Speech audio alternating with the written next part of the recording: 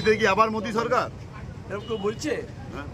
কেউ বলছে একমাত্র তৃণমূলপন্থী লোকেরা পশ্চিমবঙ্গে এমন একটা অবস্থা করেছে যেখানে মোদী এসে বুমি যাচ্ছে, তাদের গোটা দেশার কোনো জায়গা নেই। অভিষেক বন্দ্যোপাধ্যায় বলছে 23টা সিট পেয়ে গেছি, ও বলছে 400 বার। এটাই তো গণতন্ত্রের নমুনা। তো ভোটটা করছে কেন? কোনো বিরোধী থাকবে না। এটা পঞ্চায়েত নির্বাচন নয়, এটা পঞ্চায়েত নির্বাচন নয়, এটা পুর নির্বাচন নয়, আর এটা জাতীয় নির্বাচন কমিশন। যে শ্রমিক বারবার গিয়ে বলে এসছে এখানে দাঁড়িয়ে এই ধরনের মস্তান গুন্ডাদের দিয়ে পঞ্চায়েতে ভোট লুট করা যায়। মানুষের রাগ ক্ষোভ আছে, আর ভোটের আগে যারা ফলাফল বলে তারা কারা? বিজেপি আর তৃণমূল। তাহলে মানুষকে কোনো মর্যাদা দেয়? মানুষ ভোট দিতে পারবে কিনা, মানুষ ভোট দেবে কিনা, তারপরে কাকে ভোট দেবে, তারপরে গণনা হবে, তারপরে তো ফলাফল। আগে থেকেই যখন বলছে বিজেপি আর তৃণমূল দুজনে মিলেই গণতন্ত্রকে বান্ডিল বেঁধে বিক্রি করে দিচ্ছে, এই জন্যই এই কথা বলছে। অভিষেক বন্দ্যোপাধ্যায় বলছে যে ষষ্ঠ দফা ভোট শেষে 23টি আসন পেয়ে গেছে। ও জেলে যাবে এটা নিশ্চিত, তারপরে কি হবে মানুষ ঠিক করবে। ভোটের আগেও বলছে ও জেলে যাবে। অভিষেক বন্দ্যোপাধ্যায় অভিষেক নয়, হয় অভিষেক আয় আকাশ। দুই ভাইপো মমতা যে টাকা পয়সা লুট করেছে, শুধুমাত্র জুলাই যে মাঝখান পর্যন্ত স্বস্তি দেওয়া হয়েছে, সমস্ত প্রমাণ আছে।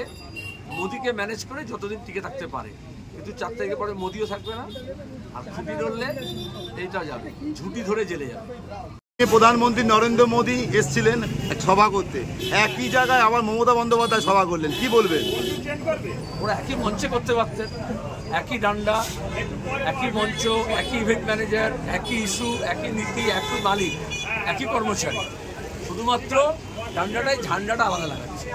এটা এই পর্যন্ত এই অবস্থা হয়েছে, 4 জুনের পরে দেখবে ঝান্ডাটাও আলাদা থাকবে না, সব একাকার হয়ে যাবে।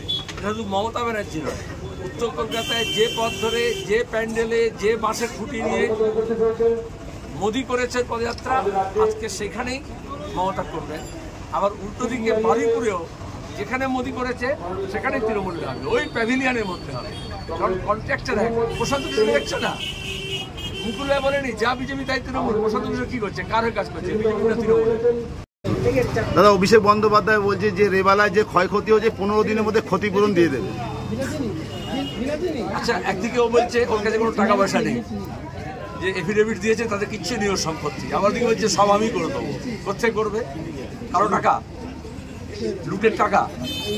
আর রাজ্য সরকার কি করছে? মমতা ব্যানার্জি ওইদিকে ইন্ডিয়া ব্লকের মিটিংয়ে বলছে আমি যাবো না, কারণ আমি রিলিফের কাজে ব্যস্ত আছি। এদিকে তার দেখা নাই, সরকারের দেখা নাই। রেড ভলেন্টিয়ার আমাদের কর্মীরা প্রতিকূল, বাকিরা ওদিকে নিরাপত্তা সত্ত্বার তারা ঘুরছে।